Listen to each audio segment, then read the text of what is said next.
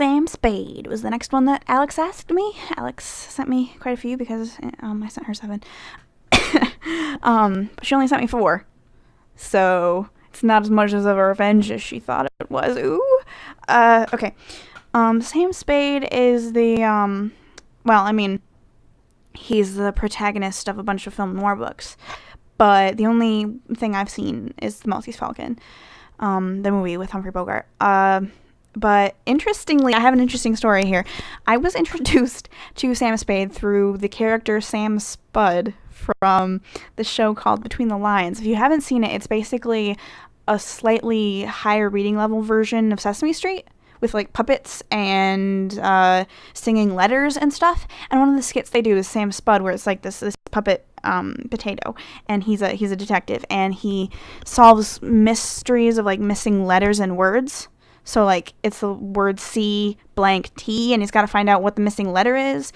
And it's like, ooh, it's cat. And, like, he finds it out. And, that was my first experience of Sam Spade, was this caricature version. And, my dad's really into film noir. He introduced me to it. And we've seen a lot of the older stuff.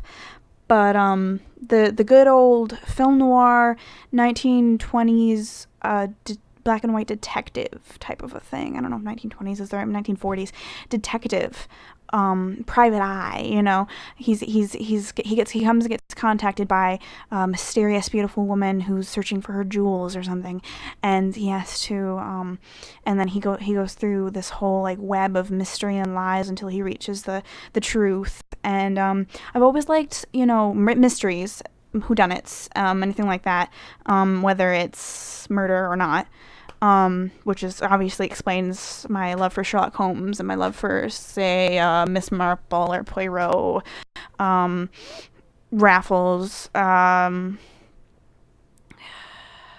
was this one, I can't remember his name, but there's this one guy which came around the same time as Sherlock Holmes, whose name was Max, and he was blind.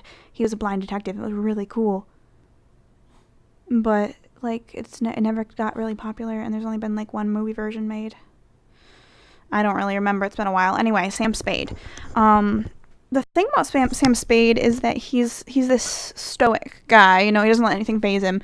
He's the epitome of hard-boiled detective. You know, he's what you look for when you looking for a private eye. You expect this, you know, guy in a fedora and you know, smoking 3 cigarettes and you know, chain smoking his cigarettes and drinking some bourbon, and he'll sit behind a desk and listen to your problems, and he'll admire your legs in fishnet stockings, that kind of thing.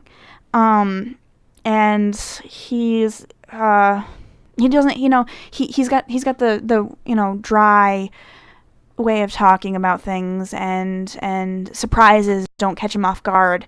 You know, crazy things happen, and, you know, oh my gosh, the creepy Peter Lorre guy is not really the bad guy, it's the other guy, or something like that. And, you know, he's gonna, you know, when he's gonna shoot somebody, they're gonna be dead, you know, that kind of thing. He's you know, and it's likely that he has a sad backstory, but it doesn't, you know, make him like a wooby. You know, he's not sad about it. It just defines him. He's this, you know, emotionless, kind of empty guy, and it's like the only thing about him is that only thing left of him is that he can solve these crimes, you know, and he does it for money. He doesn't do it for, you know, for good reasons necessarily. He does it because it's what he, you know, it's the only thing he knows how to do, and it's all he has left. And that continues, you know, to be I mean, it's not as popular anymore, but it was a really popular trope for a while, and I know that it influenced video games like Max Payne. If you ever watch that, or watch a Let's Play of that or something, it's amazing. Not the movie, though. Don't see the movie. You know, and even though that's like the 80s, they still have that like noir narration, you know, when she walked into my office, I knew she'd be trouble, stuff like that, you know. And it's just really gritty and dark and interesting, and it's a cool genre of film in general.